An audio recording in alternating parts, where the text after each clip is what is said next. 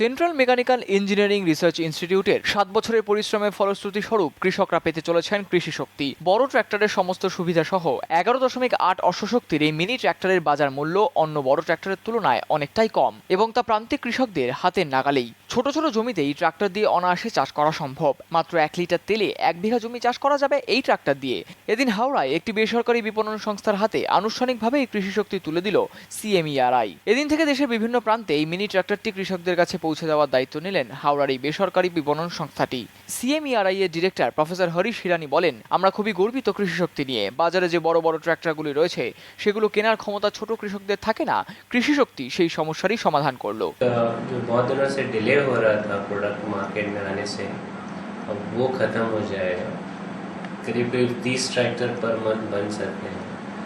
हम एक्सपेक्ट कर रहे हैं 1 साल में 40 ट्रैक्टर मार्केट में आ जाएंगे। उससे 2 फ़ायदे होंगे। एक तो जो फार्मर्स हैं, जिनके पास छोटा फील्ड है, उनको एक ट्रैक्टर मिल जाएगा और दूसरा फ़ायदा ये होगा हम लोगों को। দুর্গাপুর থেকে অনির্বাণ কর্মকারের রিপোর্ট, চ্যানেল 10।